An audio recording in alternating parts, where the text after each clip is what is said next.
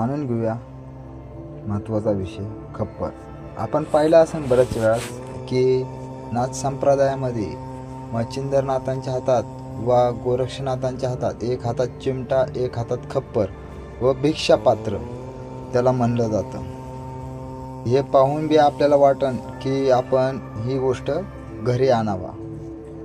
आता आपल्याला माहिती आहेत का खप्पर किती प्रकारचे आहेत व किती प्रकारामध्ये वापरले गेलेले आहेत. तुम्ही नाथ भक्त व नाथ साधक व नाथ सेवक असताना तर ही माहिती तुमच्यासाठी स्किप न करता पुरेपूर माहिती आपण मिळवली तर आपल्याला माहिती पडणार आहे खप्पर हे नाथ संप्रदायात काय उपयोगी होतं व कशाचं साधन होतं.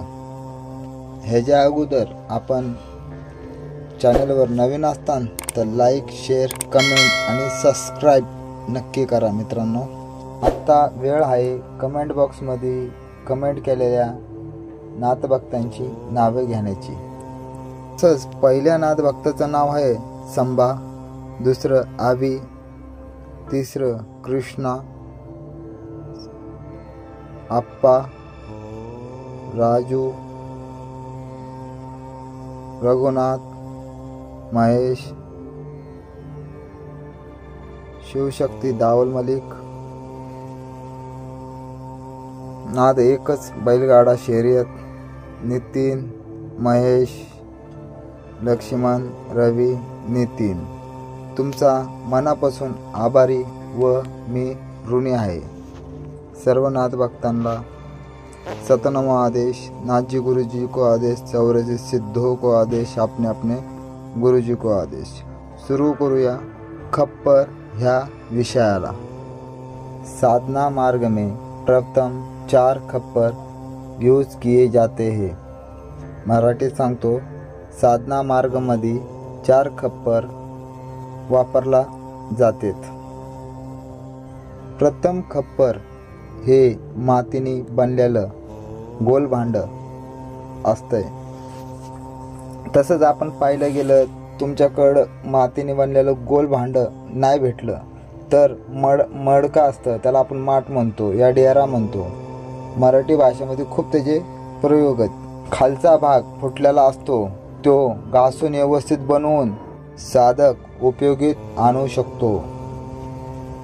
दुसरं खप्पर नारियल खप्पर हे एकदम साधारण असतं. आपलं साधं नारळ त्याला मधनं कापून त्यातलं खोबरं किसून बाहेर काढून त्याला स्वच्छ साफ करून घासून पॉलिश करून चिकनं करून ते खप्पर साधना मार्गामध्ये वापरलं जातं. ह्या खप्पराचा उपयोग हेच आहे की हे सात्विक प्रकारच्या खप्पर सारखं आहे. हे सात्विक, आपण त्याच्यामध्ये भोजन घेऊ शकतो, खाऊ शकतो. त्यामध्ये ते एक खप्पर बनवायला हे सामान्य साधक कधीही बनवून वापरू शकतो. त्यात रोज चाय पिऊ शकतो. तुम्ही म्हणता नाथ संप्रदायामध्ये मच्छिंद्रनाथांकडं व गोरक्षनाथांकडं भिक्षाजोळी होती तर खप्परचं काय काम. तर नाथ संप्रदायामध्ये त्यावेळेस नाथ कोणत्या दरवाजावर ना भिक्षा मागायला जायचे तर असं नव्हतं की कोणी बी आपल्याला भाजी भाकर दिली तर ती काय झोळीमध्ये आपण घालू शकत नव्हतो. नाथांकडे प्रमुख 2 झोळ्या होत्या, एक भस्म झोळी होती आणि एक भिक्षा झोळी होती. भिक्षा झोळीमध्ये नाथ कधी पण सुक्क म्हणजे गहू, तांदूळ, आसा, शिदा व घेऊन त्या झोळीमध्ये टाकायचे. जाऊ द्या, आपण विषयापासून भटकायला लागलो. परत आपण मुद्द्यावर येऊ आणि आपण परत सुरुवात करू. तिसरं खप्पर म्हणजे झैरी नारळ खप्पर. हे पण सात्विक आहे, पण हे बदाम आकाराचं आहे. ह्याचा साधना मार्गामध्ये खूप उपयोग आहे. काकीन त्यावेळेस समुद्र मंथन झालं होतं तेव्हा विष निघालं होतं, तेव्हा शिवानी ह्याच्यामध्ये विष प्राशन केलं होतं. हे नारियल म्हणताना डबल साईजचं असतं आणि दिसायला बदामासारखं असतं, बदामावाने दिसणार म्हणून हे खूप दुर्मिळ नारळ आहे. काकीन ते कुठेही भेटू शकत नाही. ते आंध्रा, केरळा या कोणते असे समुद्री बेट असतात त्या जागेवरच भेटतात आणि हे नारळ 12 वर्षातनं एकदाच पिकतं. ह्याच्यामुळं हे नारळ समुद्रामध्ये दुर्मिळ देठांपासून आढळलं जातं. मच्छवारे त्यावेळेस आपला जाळ टाकतात, त्यावेळेस त्यांच्या हे नारळ हाती लागतं व हाती लागल्यावर हे नारळ त्यांनी काढून नावेमध्ये घेऊन येतात. ते घेऊन आल्यावर ह्याच्यात डावी साईड आणि उजवी साईड नाथ संप्रदायासाठी खूप महत्त्वाची आहे. ते कापलं तरी ते बदाम आकाराने दिसतं, पण ते आपल्या गुरुच्या सानिध्यातनं घेतलं तर गुरु त्याला घासून व सिद्ध करून त्यावर विविध प्रकारचे हे गोष्टी करून गुरु प्रत्येक साधकाला आपल्या हातातनं ते खप्पर देतात.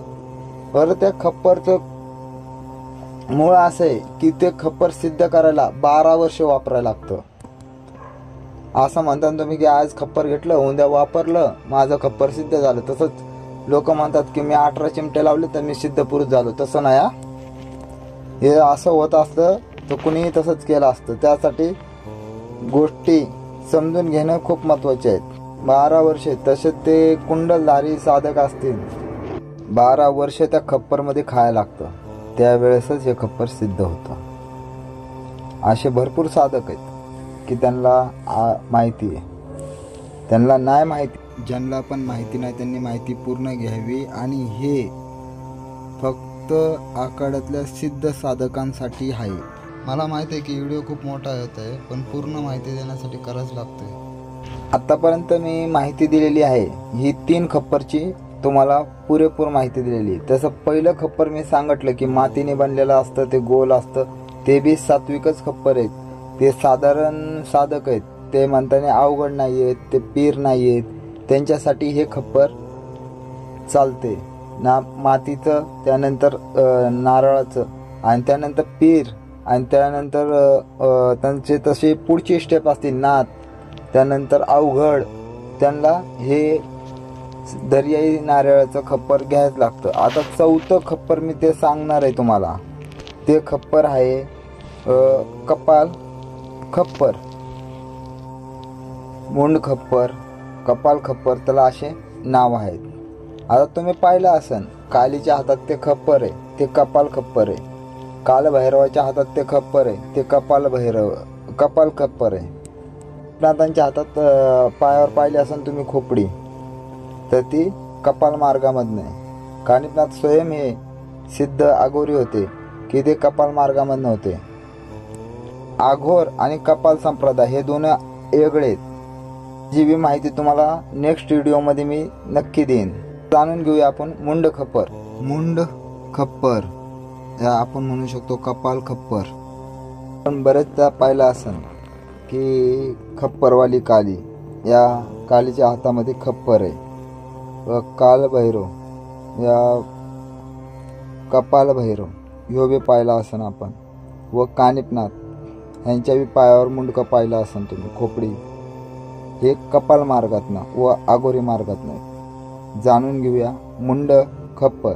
हे खप्पर म्हणजे तंत्र मार्गातनं वापरणारं, तंत्र मार्गामध्ये जोडलेले व्यक्ती हे खप्परचा यूज करतात. व तंत्र मार्गामध्ये जोडलेले व्यक्ती कोण, तसेच कपालिक, आघोरी हे ह्या मार्गातनं उपयोग करतात. तसंच कौलाचारी हे खप्पर आहे, हे सामान्य माणसाच्या मुंडक्यापासून बनलं जातं. पण सामान्य माणसाचं मुंडकं बी कसं पाहिजे त्याला, की बाबा ते तुटलेलं नाही आहे, फुटलेलं नाही आहे, कुठं त्याची कुपडी डॅमेज नाही आहे, त्यानंतर ते जळलेलं नाही आहे. ह्यासाठी चांगला माणसाचं खोपडी लागणार आहे. बरं, ह्याच्यामध्ये दुसरी एक गोष्ट आहे की अघोर साधक हे आपल्या गुरुची खोपडी घेऊ शकतात. साधना काळामध्ये गुरूंचा तेव्हा देहांत होतो, त्यावेळेस ते आपल्या गुरुची खोपडी घेऊ शकतात.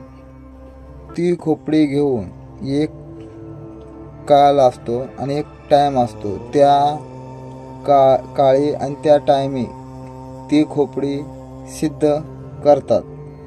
ती सिद्ध केल्याच्या नंतर त्या खोपडीवर बरेच मंत्र तंत्र हे जटिल प्रयोग होतात.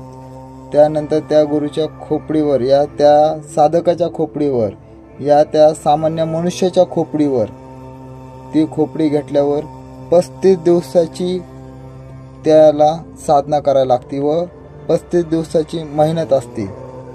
मी सांगितलं की एका आमुष्याला काढून एक आमुष्याची प्रक्रिया असते. आता ही 35 दिवसाची प्रक्रिया आहे ती बी पूर्ण सांगतो तुम्हाला, पण थोड्या टायमात.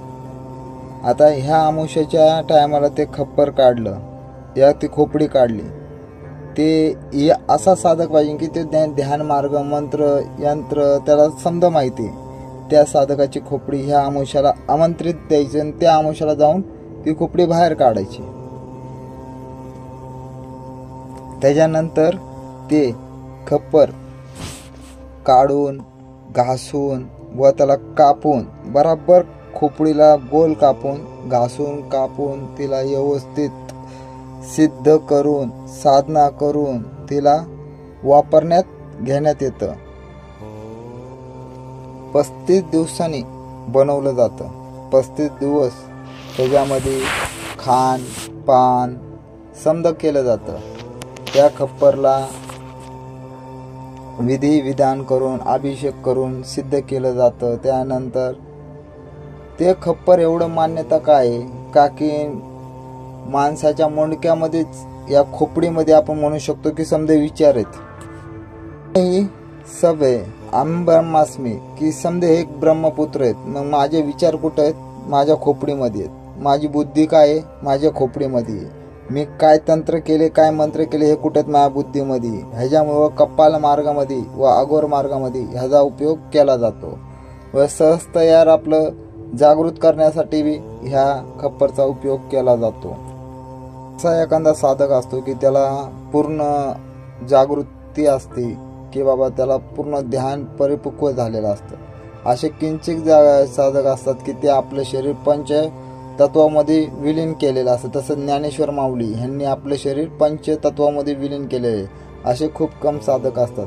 ते साधक असे असतात की त्यांचं काहीतरी कमी राहिलेलं असतं म्हणून त्यांची बॉडी ही भूलोकावरच राहते आणि त्याचा उपयोग प्रत्येक अघोर या कपालिक साधकाला करायला लागतो. माहिती तुम्हाला नक्कीच आवडली असेल तर लाईक शेअर कमेंट बॉक्समध्ये ओम नमो आदेश हे नक्की टाईप करा. आणि नाथांचा प्रचार प्रसार करायसाठी मित्रांनो माहिती शेअर करा. खरा प्रचार प्रसार म्हणजे माहिती शेअर करणे व नाथांची खरी माहिती समध्यांपासून पोचवणे. सतनमो आदेश. नाथजी गुरुजी को आदेश. चौरजी सिद्धों को आदेश. अपने अपने गुरुजी को आदेश.